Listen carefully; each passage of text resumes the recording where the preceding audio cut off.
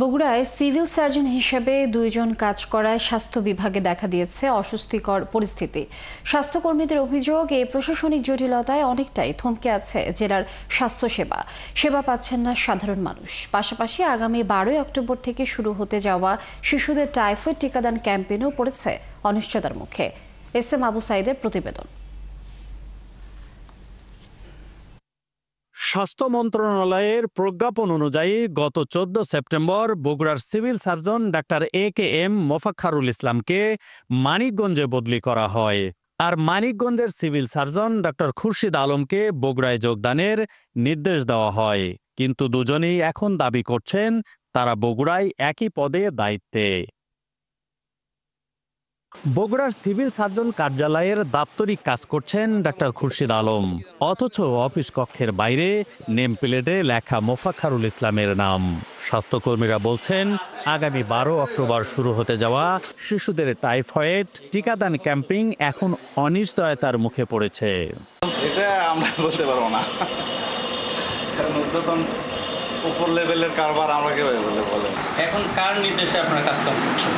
আপাতত চেষ্টা করছি মজিদুল স্যারের দিক নির্দেশে আমরা কাজ করছি। লিখিত কাগজ হয়ে গেল তাহলে আমরা ফিঙ্গার নিব, তো সেটা এখনো পাচ্ছি না।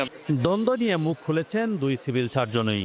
ডক্টর খুরশিদ আলম বলেন 17 সেপ্টেম্বর কাজে যোগ দিলেও দায়িত্ব বুঝে পাননি।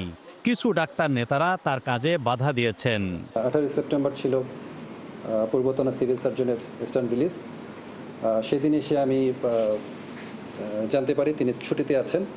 পরবর্তীতে আমাদের বিভাগীয় পরিচালক ডক্টর হাবিবুর রহমান রাজশাহী মহোদয়ের সাথে আমি যোগাযোগ করি। তিনি তার বরাবরে একটি যোগদানপত্র দাখিল করতে বলেন এবং সেই যোগদানপত্রের প্রেক্ষিতে তিনি আমাকে যোগদান নেন এবং 18 তারিখ থেকে আমি বগুড়া সিভিল সার্জন হিসেবে জেলা এবং উপজেলার মাঠ পর্যায়ে যে সমস্ত আমার দাপ্তরিক দায়িত্ব সেগুলো পালন করে আসছি। আর ডাক্তার AKM মোফাক্খারুল ইসলাম বলেন তাকে মানিকগঞ্জে বদলি করা হলেও তিনি এখনো কাজে যোগ দেননি। তিনি স্বীকার করেন যে চেষ্টা করছেন বদলির আদেশ বাতিলের। এদিকে সংশ্লিষ্ট অধিদপ্তরের কর্মকর্তাদের সাথে কথা বলার আশ্বাস দিলেন জেলা প্রশাসক হোসনা আফরোজা। স্বাস্থ্য বিভাগের যারা অভিভাবক সেখানে আমি কথা বলবো, এটা দ্রুতই সলভ হওয়া প্রয়োজন, কারণ আমরা আগামী 12 তারিখ থেকেই টিকাদানে যাব। এ নিয়ে বগুড়ার সাধারণ লোকজন জানান কর্মকর্তাদের এই কাগজের যুদ্ধ তাদের ভোগান্তি আরও বাড়াচ্ছে।